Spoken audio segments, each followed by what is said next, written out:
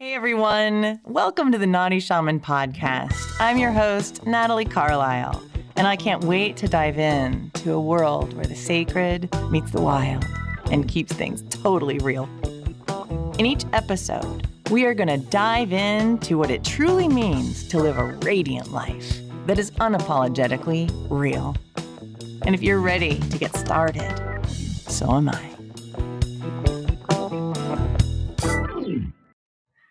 Hello, everyone, and welcome to the Naughty Shaman podcast. This is Natalie Carlisle, and I'm so excited to talk with you today about the spirit of the eagle, the spirit of the high-flying raptors, and how this perspective state can help you learn to let go. So today we're going to talk about letting go. And I want to start this story because there's so many things about eagles and these high-flying raptors like condors or vultures, even hawks. And there's a beautiful story about the eagle and the crow. And it's a story about in the wild, like literally, this isn't a legend. So in the wild, sometimes you will see a crow pecking at an eagle. Maybe the eagle was gonna take some eggs. Maybe the eagle was in its territory. Maybe the crow was just ornery that day.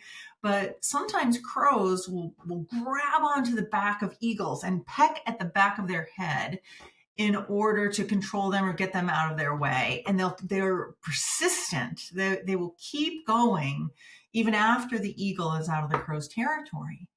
And so the eagle, you could imagine, would probably want to turn around and be like, get the hell off me, dude. Like I was just flying or just eating or whatever an eagle does. I'm just being an eagle. Why are you so uptight? And the eagle does not engage. Doesn't even engage. It just lets the crow peck at the back of its head. And what it does instead is it just begins to soar higher and higher and higher until the crow cannot breathe anymore because there's less oxygen up high. The eagle is equipped for that, but the crow is not. And so eventually the crow just lets go and tumbles down to an altitude where it can breathe more freely.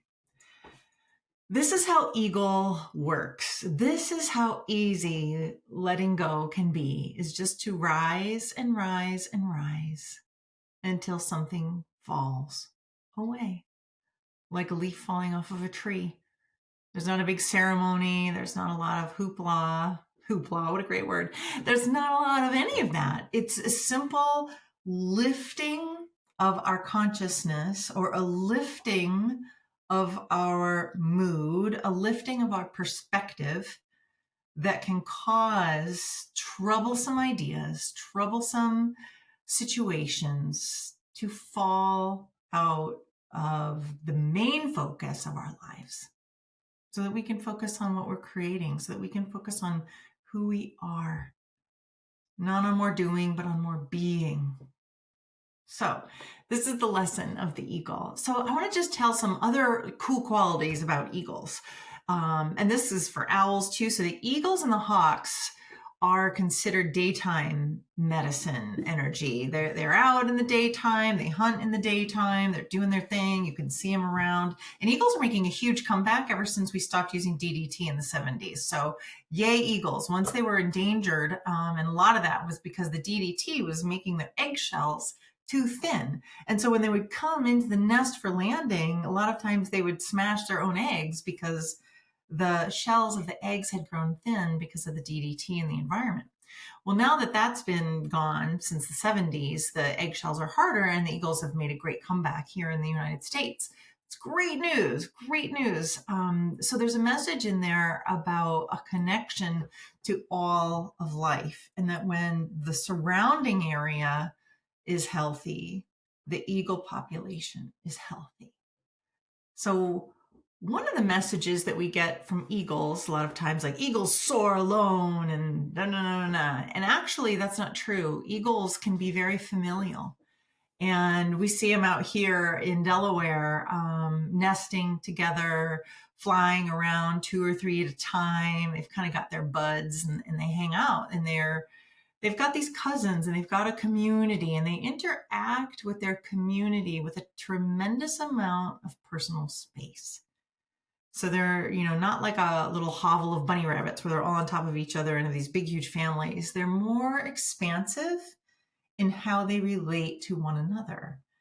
And I just think that that's beautiful to think about. But the thing is that eagles, people think about this now as a metaphor, people that have this higher level of perspective, of looking at the world, of looking at problems from a different place with a higher level of consciousness, they do find one another.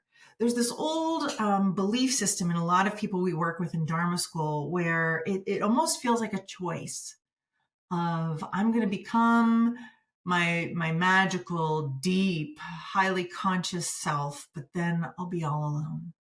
It's sort of the greatest fear that a lot of people have when they come into Dharma school, is that if I go down this path, I'm not going to be able to talk the small talk anymore.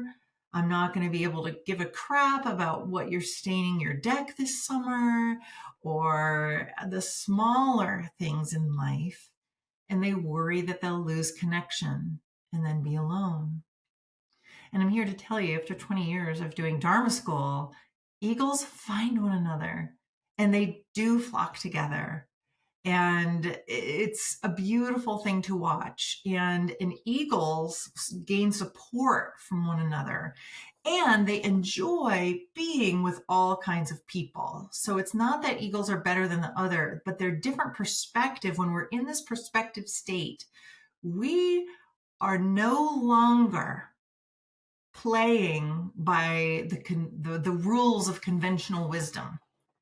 So this is where we get really naughty shaman, right? Because when you're in eagle perspective, there's an outlook on life that everything is unfolding in perfection. It's unfolding as it needs to unfold. And we don't need to control it. We can allow it. And we deeply trust in our own ability to navigate through the ambiguity, to navigate through the change, to trust in spirit, if that's your jam. But it's this big level of trust so that there's no need to control.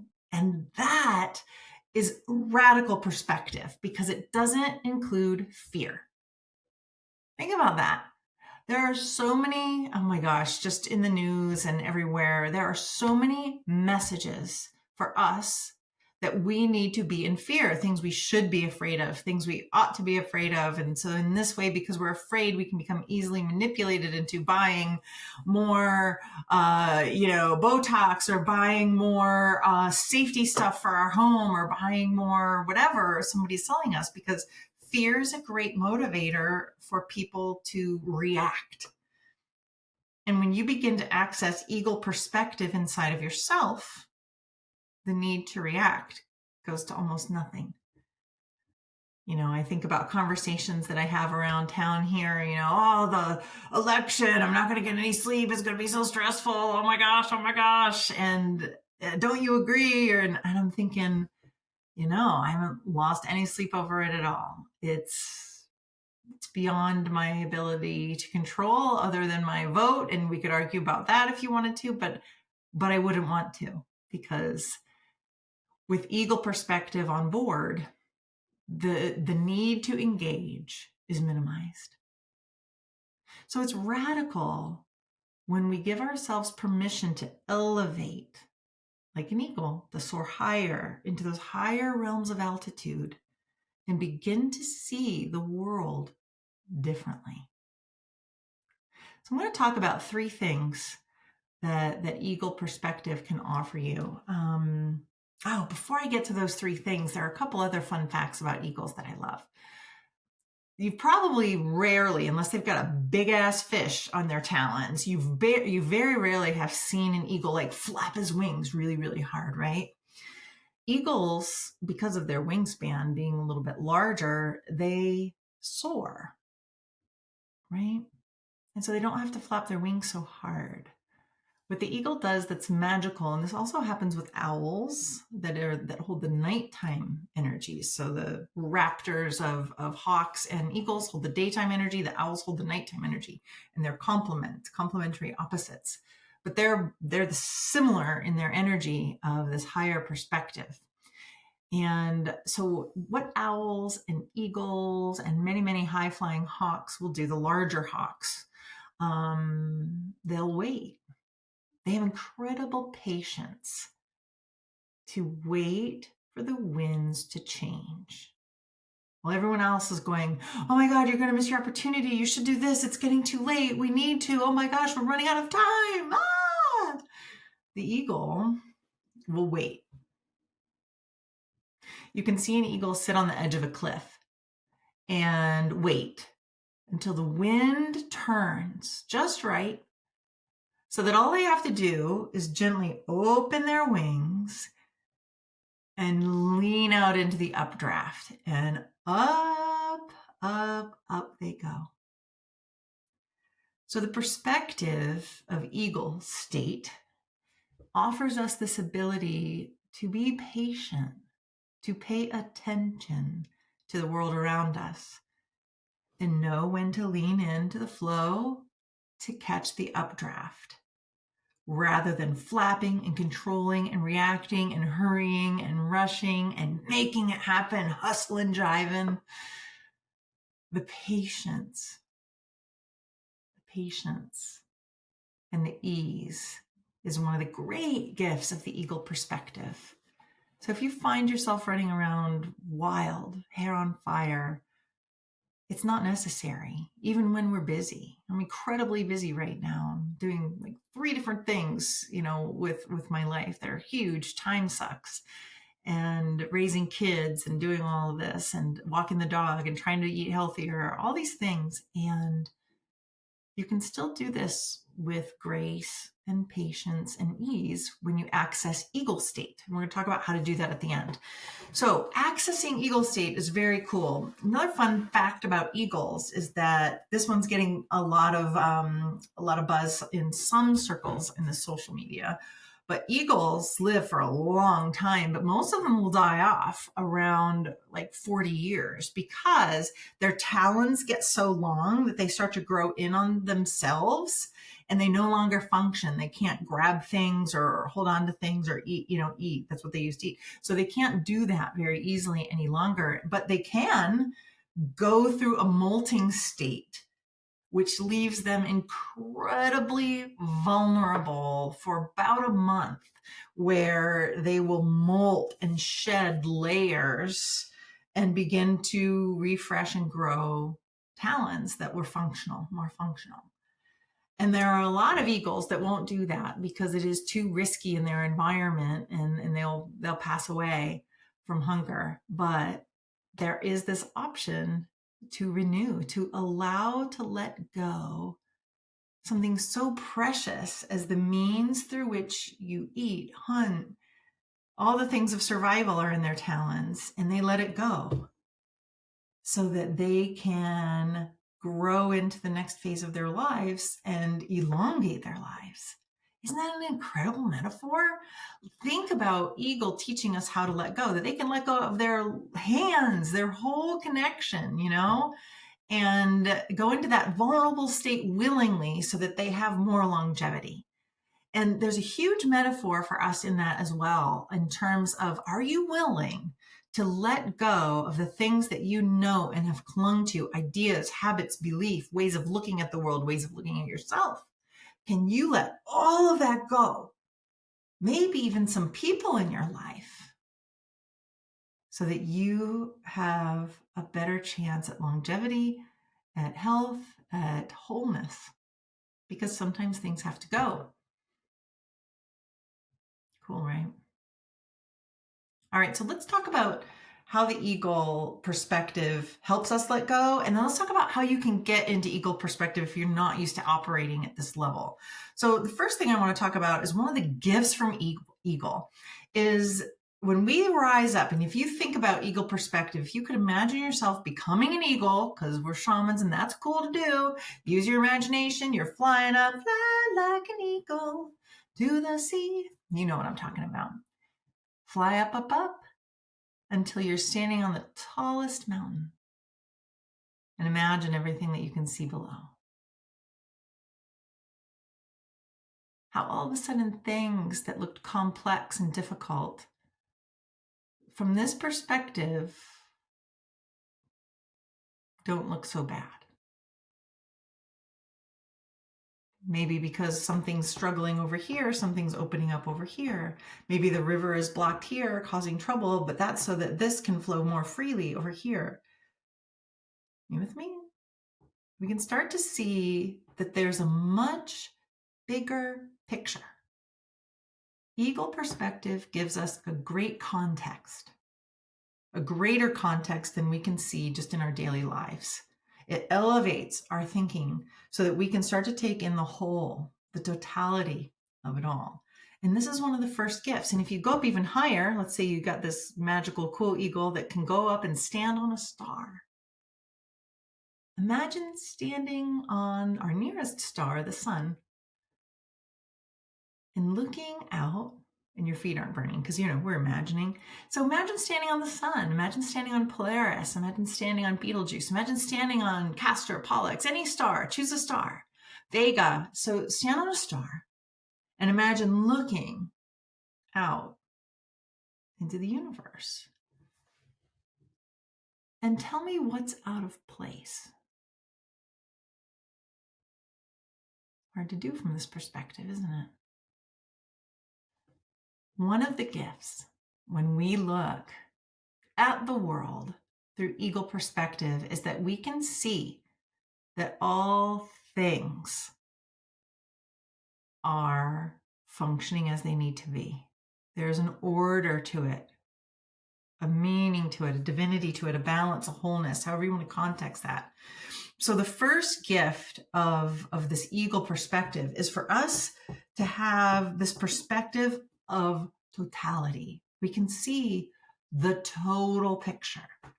We get out of the emotional drama of Jaguar. We get out of the stories and the mythology of it all and the reasons and the history. We get out of that and we go above all of that and just look down at what is right now in its totality.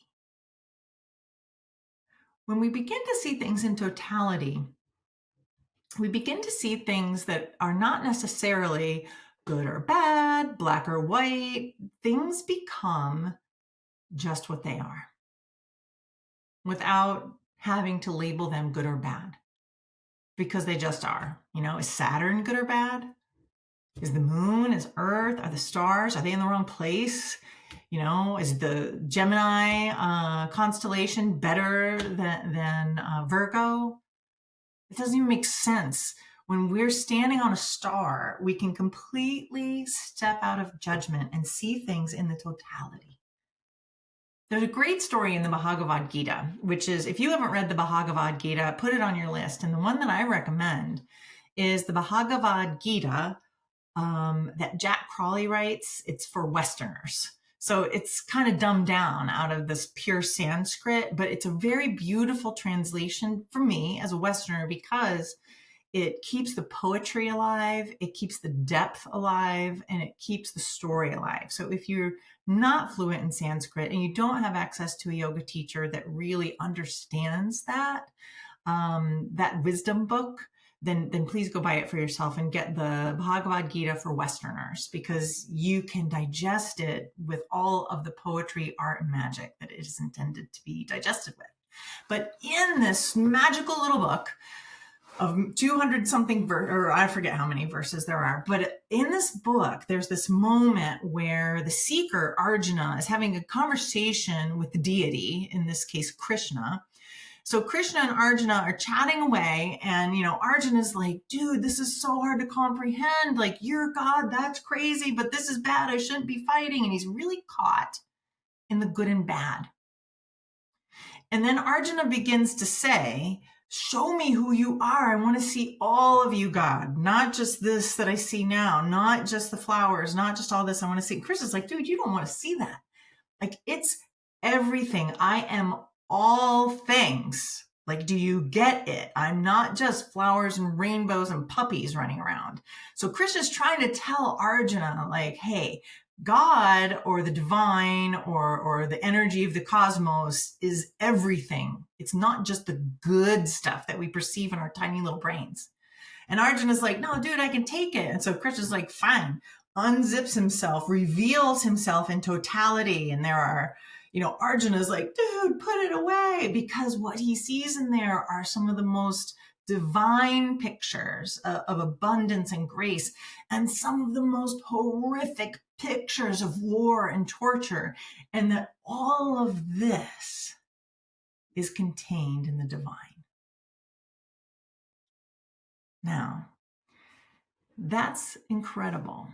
And for me, when we start to think about the eagle perspective, it often will bump up against our beliefs about what is God, what is our religion, our religious beliefs of history and some of the other beliefs that are out there. It will bump up against that, because what would it be like to be in a world where there wasn't good and evil? That's an easy world to understand. It gives us categories, and human beings with their small little brains can function inside of it.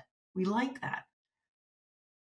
But when we access this other way of seeing, and you can't live there 100% of the time, because we have a body. But when you access eagle perspective, you can see that it's not good or bad. It's true or not true. It is or it is not. And that's it. And maybe even the is not is an is. So yeah, that's a noodler for another day. So eagle perspective is extremely valuable because it shows us the totality and helps us step out of judgment. It's an incredible skill. It's like a muscle to begin to stretch your heart and mind so that you can hold all things as sacred, all things as whole, all parts of yourself, all thoughts that you have, all things that you've done. It's all divine because you are. It's all forgivable. Like, what if everything was forgivable? Think about that. If everything is divine, part of the divinity, then what is forgiveness for? What do we need to forgive? Maybe somebody signed up to be the asshole in your life, and because of that, you ended up getting a divorce. And then because of that, you ended up learning something incredible about yourself and started to, feed children all around the world and fall in love in a whole new way, in a whole new depth. So do you have to forgive him, or were you more like, thank you? This is eagle perspective at work. You begin to see that all things are unfolding as is. It's not good or bad. It's just all happening as is. And it is a part of the journey. And that's it. So that's the first gift of eagle state, is this idea of totality. The second one is very close second, is this idea of being able to accept things as they are. I know in relationships, have you ever had that relationship where like, oh, I'd really just fall in love with him, except for blah, blah, blah, blah, blah, blah. I'd love for him to change these, blah, blah, blah, blah, blah, or I'd love for them to blah, blah, blah, blah. I'd love for her to do this instead. And that is not equal perspective, right? This is more that jaguar state of kind of assessing where do we fit in and how are we going to relate to each other in this very human, emotional level. But when we bump our perspective up to eagle state, either we accept that as they are, period. Doesn't mean we have to live the rest of our lives with them, but there's an acceptance there, like, okay, that's you. In your totality, that's you. And that is a beautiful gift to offer someone in eagle state. So in this eagle perspective, you can absolutely cherish and love someone as this cosmic divine being, right? No matter what's up with the rest of their quirkinesses, right? And at a jaguar level, the level of the human and the level of emotions, you can still choose to not have them be a part of your life. I'm going to say it again for the people in the back. You can absolutely love someone from this eagle perspective and accept them as their whole self and no longer choose to have them in part of your life.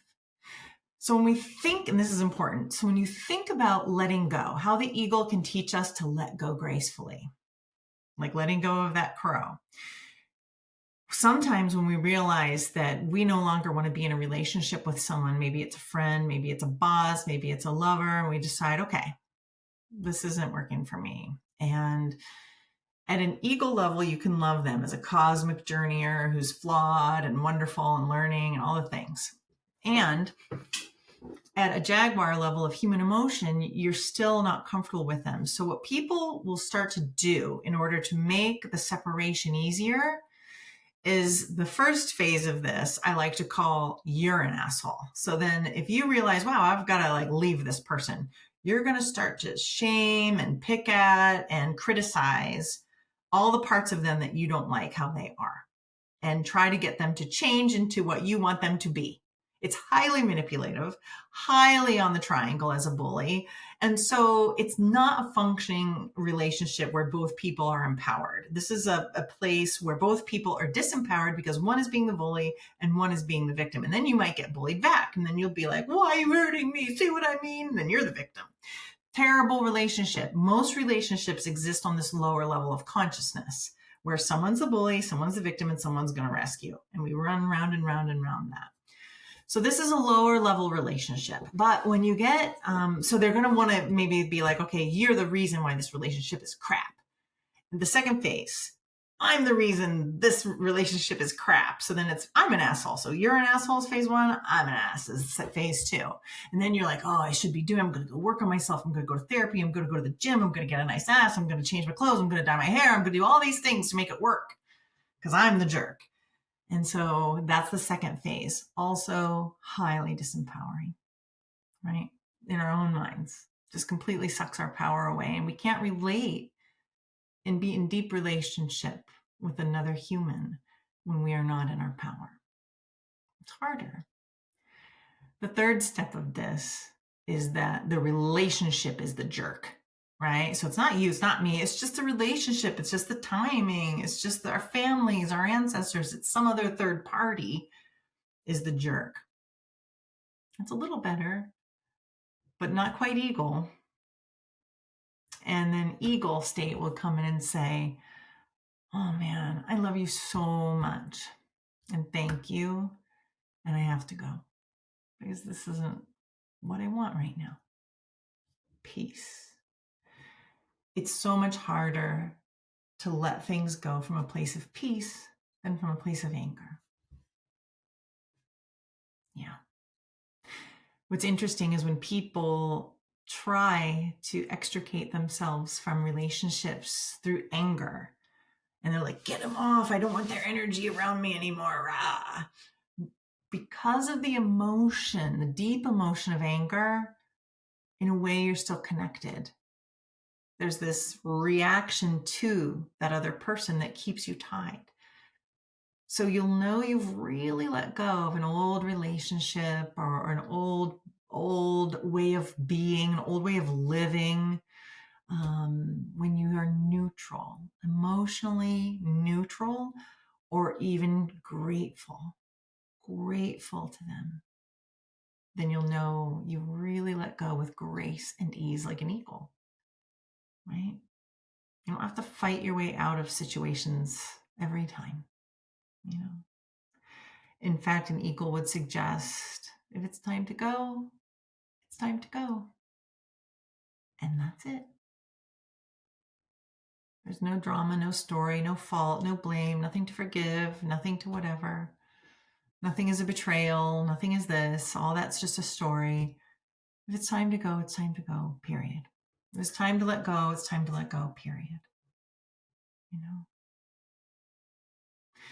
The third gift that we can collect from eagle state is, well, actually, the third gift here, I wanted to talk about this, is this, I don't know if it's like a humbleness, if that's the word. Humility sounds like humiliation, so I don't like that word a ton, but almost an awe.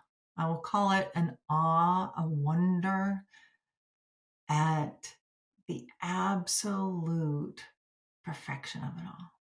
There's a state of awe and wonder that the wind turned my way and now I can lean into it to get where I want to go without any effort. Or that phone call came in and I didn't even have to reach out and it changed my life. Or it was just time for me to move and I didn't have to make this big to-do about it. I just left. And that appreciation, awe, deep reverence for the mystery of how things just continue to unfold, because we are in an expanding universe. And so by nature, we are the universe, we are expanding all the time too. One of the greatest sources of suffering is this idea that we're not evolving, that we're not changing. People try to stay the same, or you've changed. And it's like, yeah, hell yeah, I did, because I'm a human on the planet. Everything's changing. Look outside. It's about to be spring. What was once frozen earth is now gushy and muddy, and these little blink bright flowers are popping up. Everything's changing all the time. And you have permission to do that too. And from a perspective of eagle state, that's celebrated. That's celebrated. All that disruption, all that change, all that chaos is all part of the great cosmic symphony. Every single moment of it. So when I think about standing on a star in eagle state, then it's that question again, and I know we've talked about this before, of how big can I let my heart be? How much can my heart hold? Can my heart be like Krishna and hold it all as sacred? Even the things that make me cry and hurt and all these experiences, they are a part of the divine. What if? It's a crazy way to look at the world and completely counterculture, because we only value some things and other things then are demonized. You know, if you're not with me, you're against me. This whole idea is such an outdated notion of what I'm going to call the deformed masculine, right? It's that competitive spirit taken to a depth that it's twisted. It's just twisted. And we can't live like that any longer. It's not sustainable to live like that any longer. So we will constantly have war in our hearts and with one another until we begin to lift our consciousness up out of the, if you're not with me, you're against me. I mean, come on. I really have struggles with this idea of war, because if somebody came in, was going to hurt my kids, I'd punch them in the face. I would have no problem with that. I get it. Like, I do on some level understand violence for protection, safety, whatever. I get it. I can imagine myself doing that. I've never had to do that, thank goodness. But I can imagine that would make sense in certain circumstances. And yet I have this huge problem with the idea that an entire people, a nation, can go to war because somebody in a conference room decided it. And then there are so many just casualties. And even that is unfolding in perspective. And this right now is where my edge is. It's hard for me to hold that idea as part of it all and accept it with my whole heart. So my heart right now is stretching to include even war, even war crimes, war criminals, to hold that in a state of grace, in a state of acceptance. That's a stretch for me right now. And so this is where my edge is, you know, can I love even that?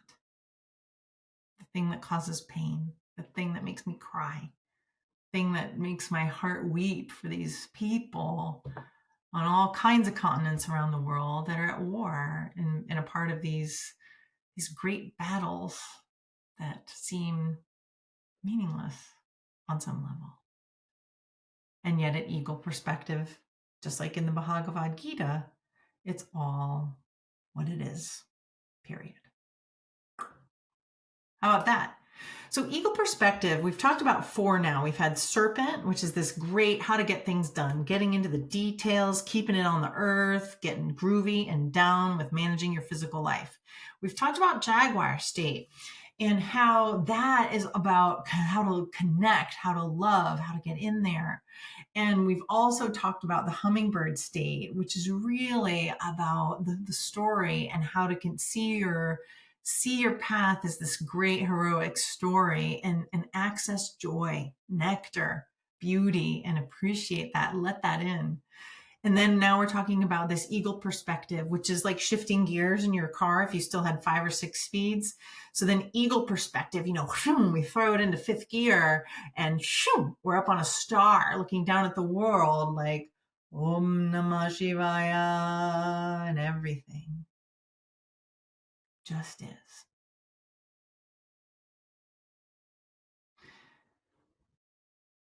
When we hurt, eagle perspective can be a nice moment to visit, to lift up on a star and see that really it's okay. It's all part of it. So that's a great time to access eagle state. When you want to train your body to stop feeling angry at stuff that you cannot, stuff that's way outside your control, like the Super Bowl or I don't know why people get so upset about that, like they're playing the game or something. But when you want to let go of some of these deep rooted emotions because they're not really helping you live the life you want to live, learning how to access eagle state is so critical. And one of the best ways to do that is through a meditative visualization practice of 2 ways that we can meditate. One is to drop so in to our physical body, of the breath moving through the nostrils, of feeling the warmth of the breath on your upper lip, feeling the ribs expand, feeling the heart pulse underneath the skin, feeling the temperatures of the skin.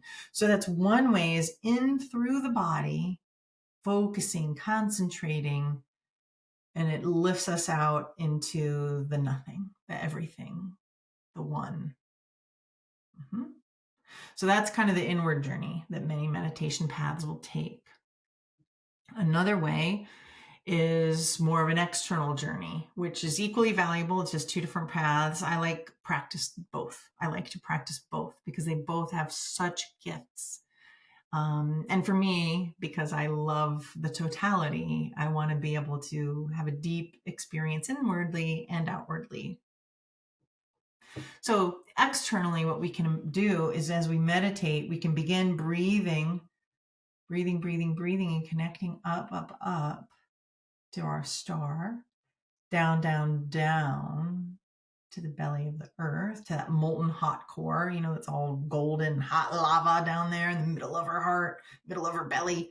So connect down to that big source of energy, and then shoot up to our star, connect in there. And then once you've got kind of this longitude line attached of energy right out of the crown of your head and the root of your chakra, then you can spread out your luminous awareness throughout the cosmos. And that's just a powerful meditation as well, a powerful visualization. And to make it really stick, it's cool to visualize because we get to use all the imagination, all the brain, all the synapses go. But what really kicks it up to the next level for me in these meditations is the emotional content. So as we get up into these greater states of consciousness, to notice how we feel, to be present, not just to the great grand cosmos unfolding, but also to this tiny little physical body that we have. And what is that feeling? That sense of peace, the sense of calm, the sense of wonder. Is it sadness we're picking up on? Like, what's happening physically? How do we feel emotionally? How do we feel? When we can bridge the gap in this way, wow. Now you are paving a highway into what I will call eagle state, or this higher state of consciousness. And it's a pathway that you can pave, and then you can get into eagle state very quickly. And for somebody that practices shamanic energy medicine like me, like this pathway is like a superhighway now. So it's like there. And in the beginning, it takes a little longer because if you could imagine, you've got a jungle of thoughts in your brain and you have to kind of weed whack or machete your way through all that noise and chaos until there's a path, a dirt path, until there's a flat dirt path, until all the rocks are removed from that path. And then you can begin to flatten it, widen it, and pave it. And that's how many times you have to meditate, hundreds of times, and it gets easier. And I'll say nowadays it's getting even easier because the veils are thin. So these different levels of consciousness are more available to us than ever before. And I also believe that the people that are being born today and the energies on the planet are much more open to these higher states of consciousness naturally. Now, you can pave these superhighways through some hallucinogenic drugs, sacred plant medicines, and they'll pave, but you may not really have control or understand how to use it in a human context. And so then what happens if you're just doing hallucinogenic drugs and you don't have a spiritual practice or community to support you or training, what can happen is that you become fragmented, and spiritual reality is better than human reality. And spiritual reality becomes someplace separate than here. And we can start to feel split. And what the shamans knew and what I love to practice is this idea of the yoking, the bringing together of that spirit world right here. We can be in eagle state and doing dishes. We can be in eagle state having a conversation with a loved one. We are training ourselves at the higher levels of the medicine woman, the medicine man. We're training ourselves to be the bridge, to be the strength, strong enough to hold that world in one hand and the physical world in another hand and hold them as equally valuable and sacred. And this is the journey. This is the journey. So that's a little bit about how the spirit of the eagle can really help you let go. It's through seeing the totality. It's the first gift of eagle. Second is accepting what it is you see. You don't have to like it. You don't have to approve of it. But you come into an acceptance of it of, yep, that's what it is. Yep, she's a narcissist and never going to pay attention to me, really. Yep, it is what it is. That's acceptance. No need to change it, but to see it and accept it. And then the third gift is that deep, almost gratitude or grace or awe of being able to see the world as if you're standing on a star and seeing how freaking beautiful it is. Like when I really get down in the dumps or I get overwhelmed or whatever, afraid of whatever the latest thing you're supposed to be afraid of is, I'll think about the human spine. Think about it from eagle vision. Okay, you're up on a star, you look down, you take a look at the human spine. That construction is, I can't even imagine it. Like, I don't think an engineer could have created it, right? It flexes and turns into so many different directions. It has all these vertebrae that are connected through all this cartilage and ligaments and tendons and muscles. Like, it's an insane architectural project. You couldn't probably duplicate it, right? It's incredible. And so when I think of that idea that we have in us an example, or the brain, think of the human brain, like, are you kidding me? Like, wow. And we have these examples of the divine, of perfection inside of us. And really, it all is unfolding in some kind of balance.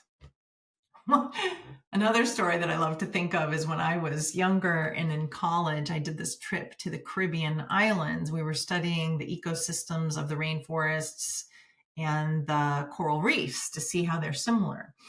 And so we were, scuba diving and looking at corals and looking at coral reefs and the ecosystem with all these fish and cephalopods and all the things. So I fell in love with octopus and shark and all the things that are in the ocean. And there are these little tiny things inside coral where they digest. So it's just like the symbiotic relationship in a coral reef is so perfectly contained it just was like, well, of course there's some divine thing at work here. Like, it was so perfectly designed because the coral feed the fish. They grow into their little juicy coral polyps, and the coral eat light from the sun. And so that's how they grow. So they eat light. They become squishy little proteins for the fish to eat. And then the fish shit out exactly what the coral needs to eat. Like, what? Are you kidding me? So in this tiny little ecosystem of one little head of coral is a completely perfect closed loop of an environment. And I mean, that's incredible. That's incredible. Who designed that? That's crazy awesome. Crazy awesome.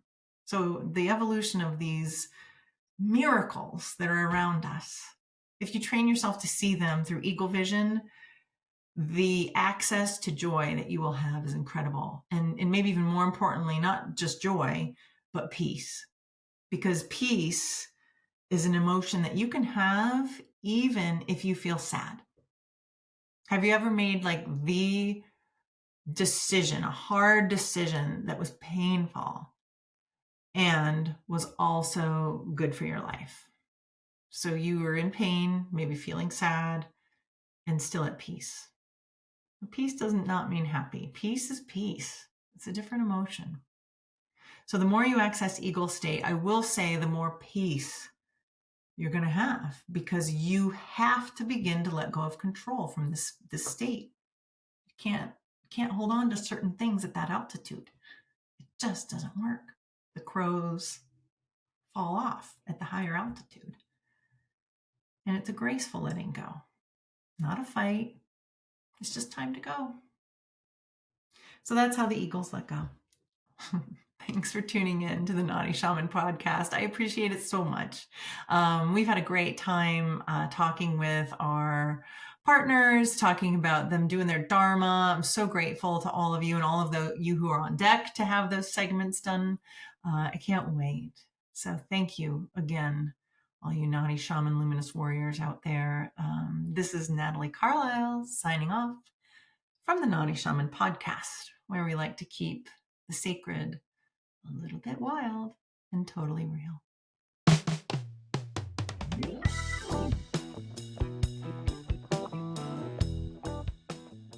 If you're hearing this message, you've listened to the entire episode, and for that, we are so grateful. Please reach out to us.